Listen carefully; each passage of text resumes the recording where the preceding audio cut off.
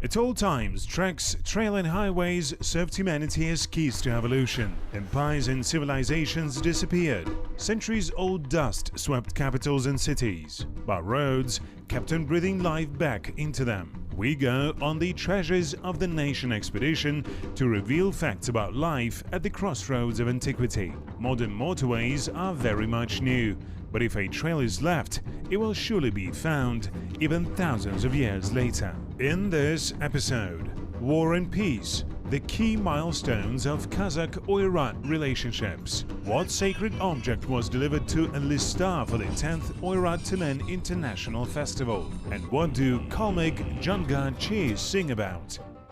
Who are the Kalmyks? In popular mythology, these Oyrad people are constantly referred to as enemy. In fact, confrontation with Eastern Oyrats, or the dzhangars, makes the foundation of practically all patriotic rhetoric of Kazakhstan. But what was their people? What was their language and customs? What were the actual relationships between our ancestors and them? Were the Kalmyks really the irreconcilable enemy of the Kazakhs? It seems that we know about the Kalmyks so much that this knowledge becomes fuzzy. Thus, there is no better way to something than seeing it personally. Let's go to Kalmykia.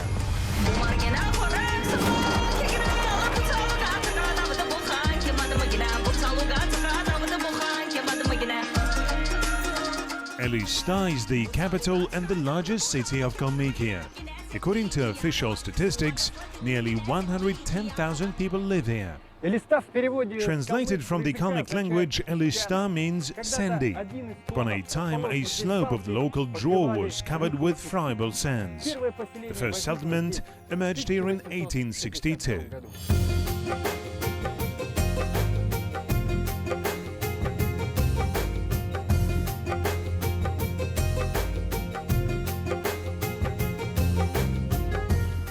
In addition, Elista is the only Buddhist city in Europe hosting the largest kuru, or the Buddhist temple, home to a huge 9 meters in height Buddha statue.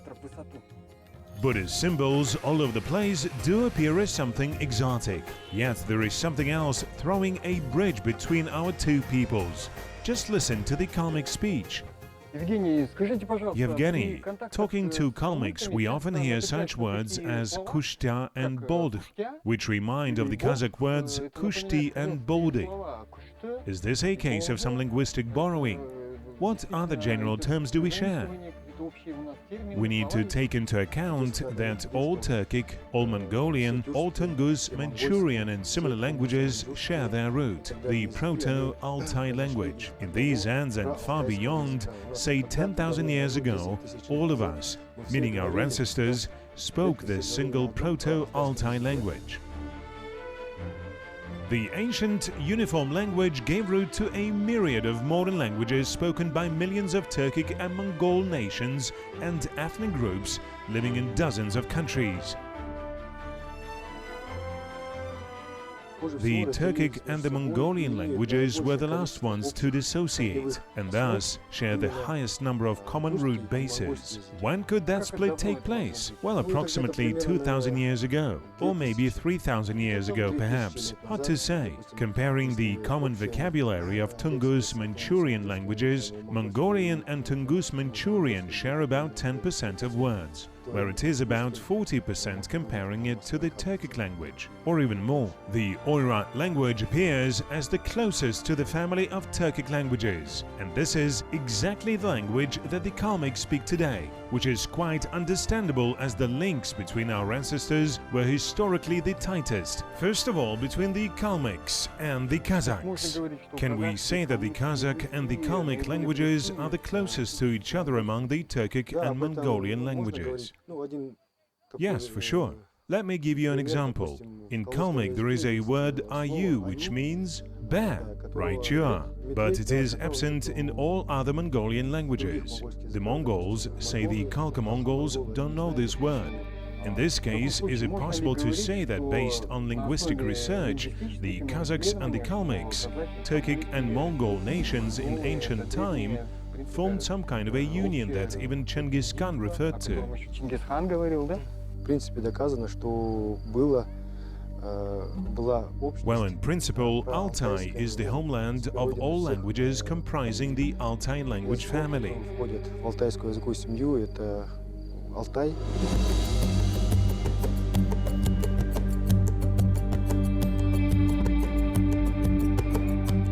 Shared vocabulary for sure points to a single origin, yet the language can be borrowed. So let's have a look at another, even more important piece of evidence: our customs and rituals. I think there are probably lots of such ceremonies.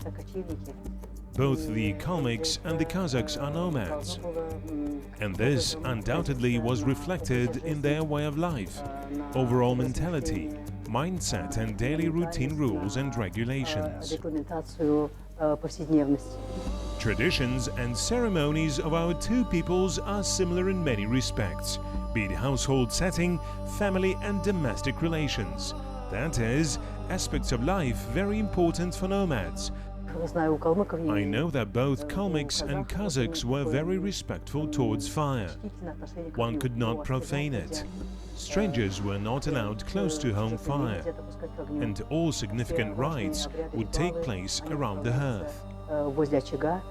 Putting a child into a cradle or horseback saddle for the first time, seeing someone off to a distant journey, or initiating warriors. The Kazakhs and the Kalmyks used rather similar procedures of doing that. Our peoples also have much in common when it comes to wedding ceremonies associated with the bride. Prior to bringing her out of the parental home, the Kalmyks always considered it necessary to make her cry, as she was supposed to leave her original home in tears. So what they did, already married women that had tested those burdens themselves, say living in a foreign land, would get together and sing very sad and emotional songs to provoke her.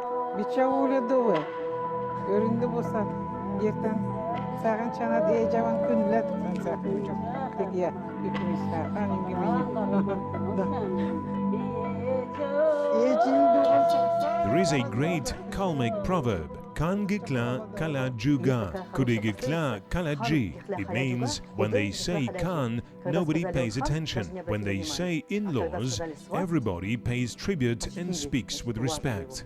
Kuda means an in-law. Yes, you're right. In Kazakh, it is Kuda. Yes, I know. And for me, this points to the shared values of the Kazakhs and the Kalmyks. They thought a lot about their ancestors, irrespective of their social status. And that's why the in-laws were given respect and expensive gifts.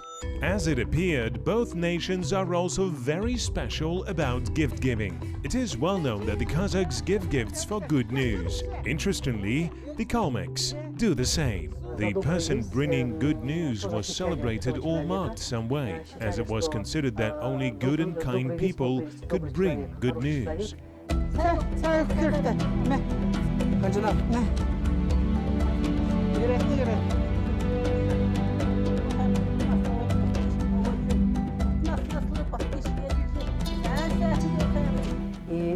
And so that person was presented with gifts, of course, which could be anything, starting with precious items like weapons, including, say, knives or rather cold steel arms, ending with good horses.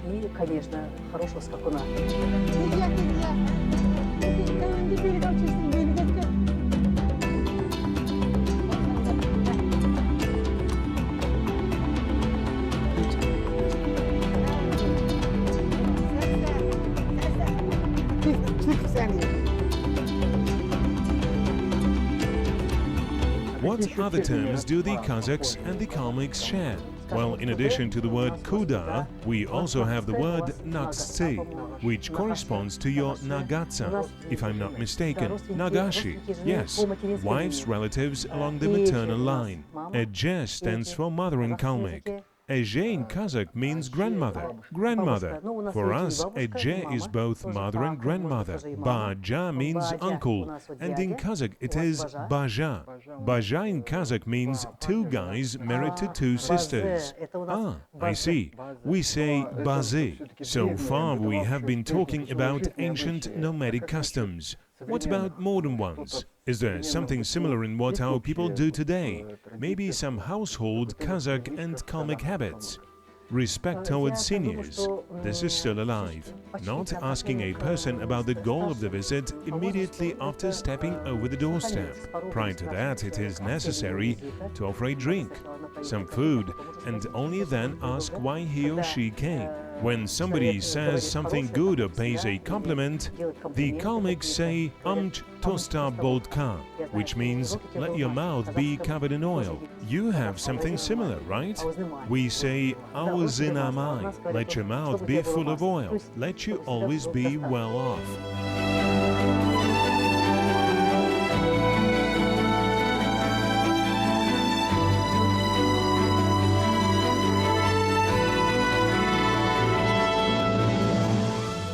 So, with the Kazakhs and the Kalmyks having so much in common, language and traditions-wise, how come this image of enemy? Were they truly enemies? What were the actual relationships between the two in the course of several centuries?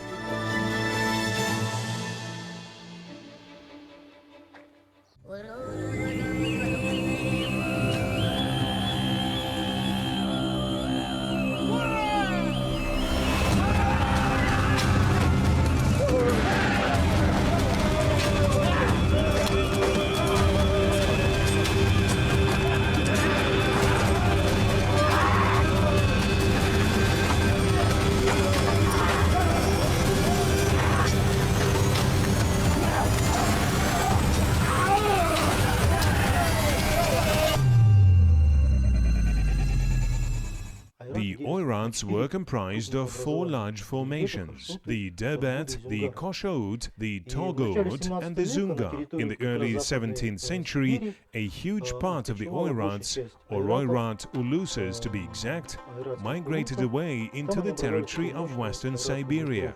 By the mid-17th century, there were four large Oirat associations, including the Kalmyk Khanate in the northern Caspian area, the so-called Cherka Kalmyks, the northern Derbet Kosho territory of northern Kazakhstan, the Dzhangarchi Khanate in the lands of the modern Chinese Xinjiang and western Mongolia, and the Koshout Khanate in the Chinese Tibet. Thus, by the middle of the 17th century, the Oyrats occupied the huge area from the Tibet practically up to the Volga and even the northern Caucasus. A kind of Kazakh reconquista starts in the late 17th century. The Kazakhs begin to gradually reconquer the lands that they had lost as the result of Oirat migrations penetrating the area of the modern-day Kazakhstan.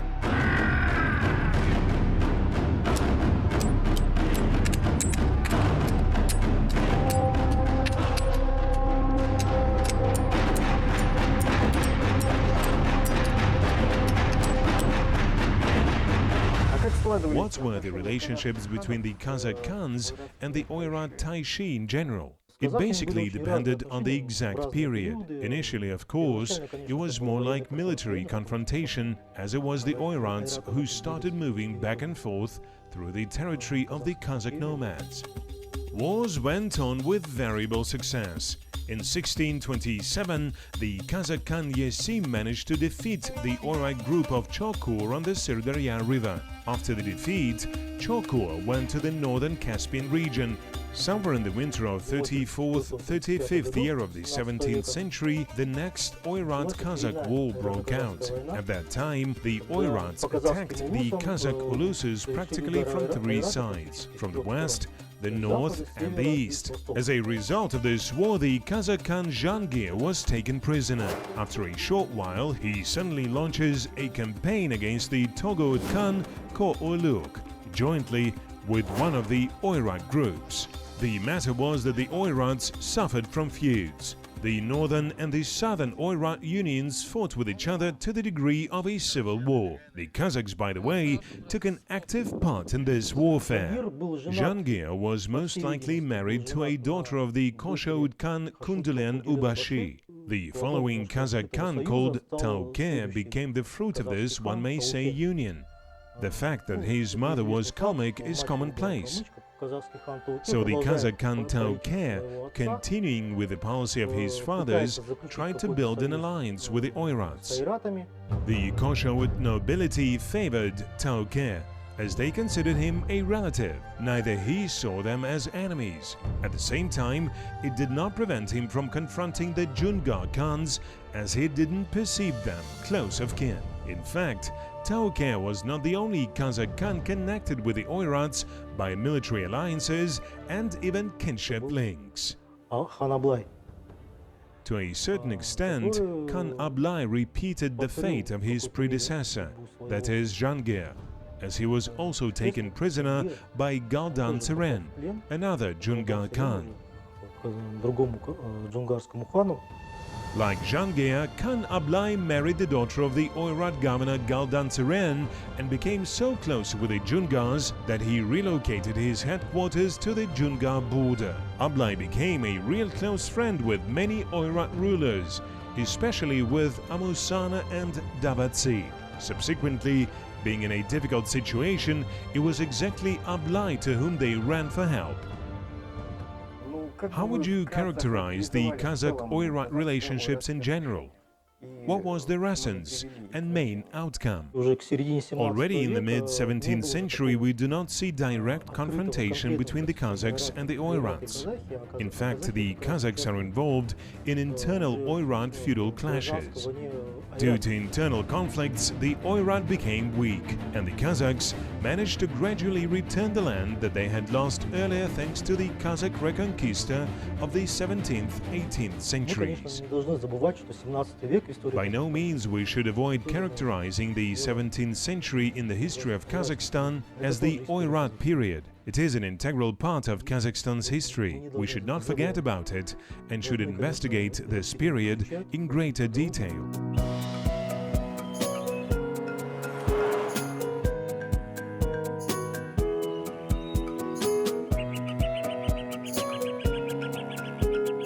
There was nothing special about Kazakh-Kalmyk relations. There was no absolute hostility. Indeed, there were wars and then they would reconcile, as with any other neighbors. Surprisingly, we learned that a lot of Kazakhs still live in Kalmykia to this day. What are their relations now? Let's talk to the head of the local Kazakh association about that.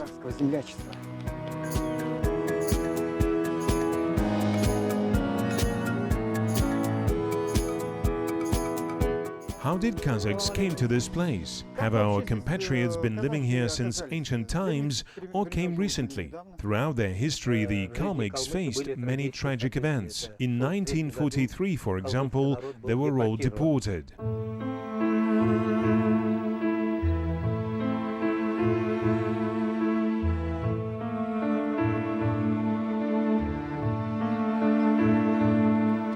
On December 29, 1943, the officers of the People's Commissariat for Internal Affairs, or NKVD, broke into the Kalmyk houses and gave the residents 1 hour to get packed. The majority of men were at the front. The remaining seniors, women and children, often didn't speak Russian and didn't understand what was going on. Those who did tried convincing the officers that their sons and husbands were protecting the motherland, showing their pictures. Nevertheless, no exceptions were made. The whole people was ruthlessly thrown into the railway carts like these and into the abyss of Stalin exile for the long 14 years.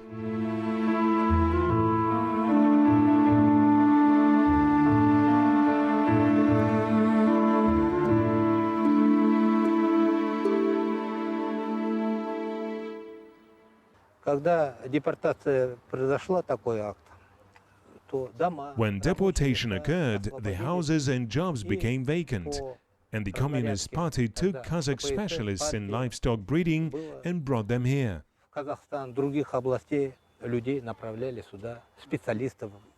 How many Kazakhs currently live in Kalmykia? As of today, the statistics refer to approximately 5,500 people. The worthy attitude towards the Kazakhs in Kalmykia is manifested by their deep appreciation of the hero of the Soviet Union, Kosybay Spatayev. a Kazakh by origin. In the days of the Great Patriotic War, that simple Shymkent guy stopped the advancement of a German tank contingent to the territory of Kalmyk by the price of his life. His portrait is placed on the Walk of Fame in Elista. In fact, Kasabay Spatayev is the only man awarded this honor, being a non-native of Kalmykia. What about the relations between the Kazakhs and the Kalmyks today? They are quite good and friendly. There are a lot of mixed marriages. Dzhangarchi Tabayev is one of the representatives of these mixed marriages. The majority know him as a prominent NKVD officer, right? Yes, you're right. My mother was Kazakh and my father was Kalmyk. From time immemorial, we call the Kalmyks Nagashi, the literal translation of which is a relative on the mother's side. We adhere to this status and are on friendly terms.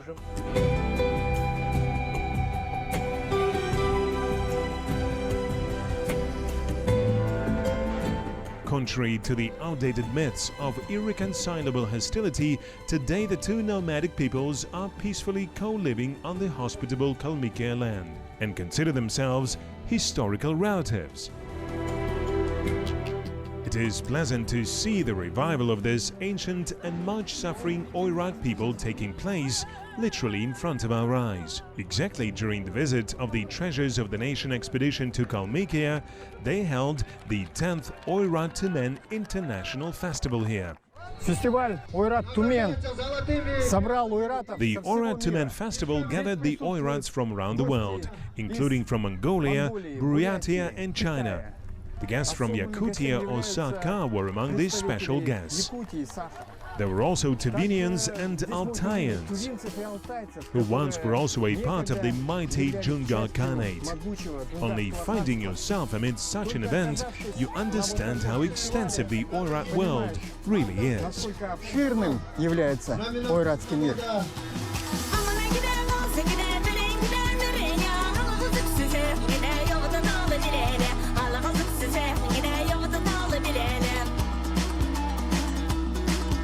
The 10th Oyrad Tumen Festival became a special historical event thanks to the presence of a unique Oyrad sacred object, the recently discovered shoulder, or pole topper from the banner of the Dzhangarian Khan, Amusana.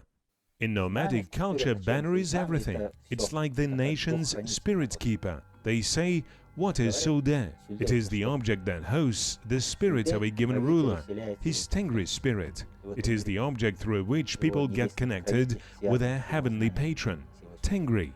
Banner was always considered the highest nomadic relic. Soldav Musana is one of the two known Mongolian soldars that survived to our days. In the Oyrad world, Amusana is esteemed as the last governor of the Dzhangarian Khanate and the fighter against Manchurian occupation. It is believed that, forced to flee, Amusana distributed several sacred objects among especially faithful persons. One of them, in the form of pole topper, finally came back to the Oyrads. You are an ecclesiastic, and such secular things as this should not bother you. How does it go with the Buddhist philosophy? Why are you doing this? Why are you so engaged in it? Take Galdan Boshuk Khan, the governor of Dzhangaria, for instance. For 20 years, he was a lama of rather high dedication. But when the huge revolution took place in Dzhangaria and the big war broke out, he laid down his previous vows, came back to secular life and brought order to the country, becoming its Khan. So in some instances, even monks need to return to the secular world and serve their people, no doubt. Of course, if priests do not live by the interests of their people, why do people need them? The people who has such priests is very lucky.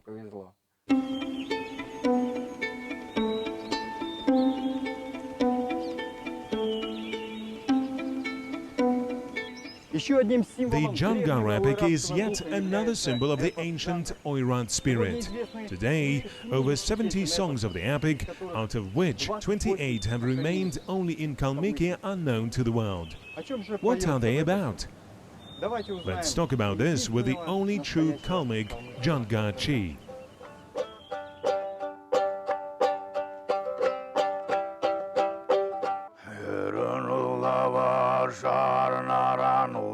aracalarına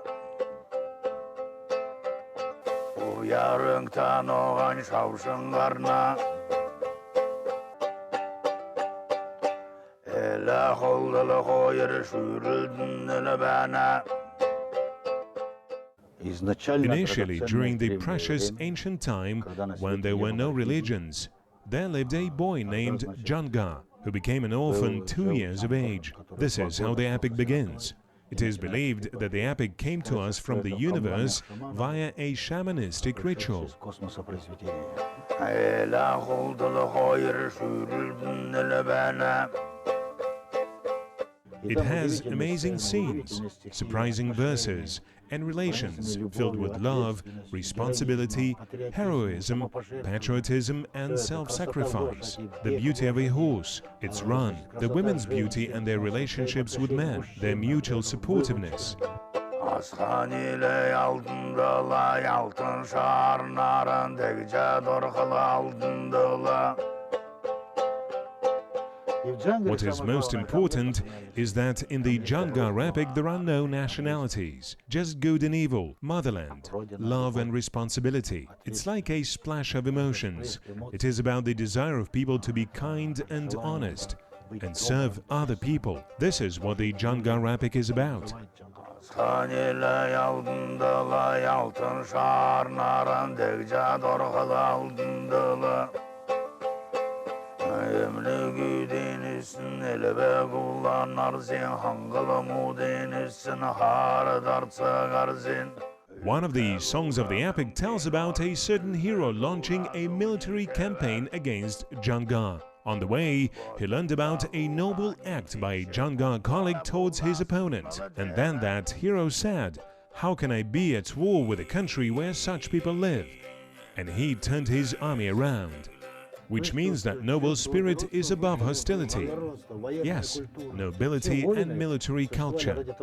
All wars existed for the sake of life. Wanting to live, it is impossible to kill or destroy all that is different. If you treat the world cruelly, it will for sure return to you.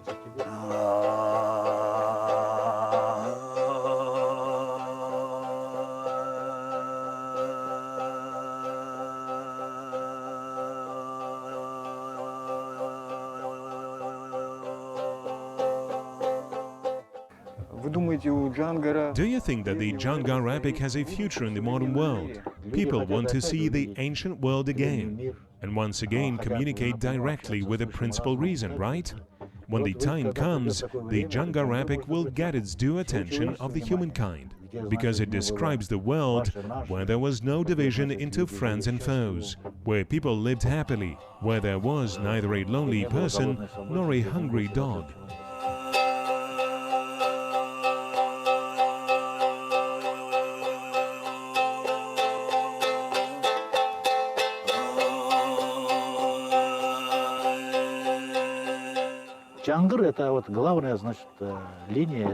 The main line of the Dzhangar story is people. Pay attention to whom you choose. Pay attention to your traditions and customs and the criteria laid down by the ancient. Entrust your destinies to the ones you really know. The Kalmyks and the Kazakhs have a shared history, sometimes dramatic, sometimes inspiring, but it is still shared, like the boundless great steppe under our feet, like the eternal blue sky over our heads. It appears to me it's high time for us to look for and try to explain that what unites us. The Kalmyks and the Kazakhs are very close ethnically, not only due to their nomadic culture, but also on some mental level, genetically, if you wish. Yet there were periods when for many years in a row we lived in peace, hunted together, celebrated weddings jointly, and roamed the same lands. The most important thing which we should never forget is that we were born to this world to be happy, irrespective of nationality. We all have the right to live happily. We are all entitled with the right to live, aren't we? Therefore, respecting ourselves, we should respect people around, right? And very importantly, we need to know our true history. Being born warriors, our nomadic ancestors, like nobody else, were able of paving the roads of war across the world. However, sooner or later they all lead up to a blind alley. The ancient wisdom of the Great Steppe teaches us that even in the face of all the cruelty of war, nobility, justice and humanity must triumph over it. It has been nearly 300 years since the end of the Kazakh-Oirat wars, and the time has come to build the roads of friendship.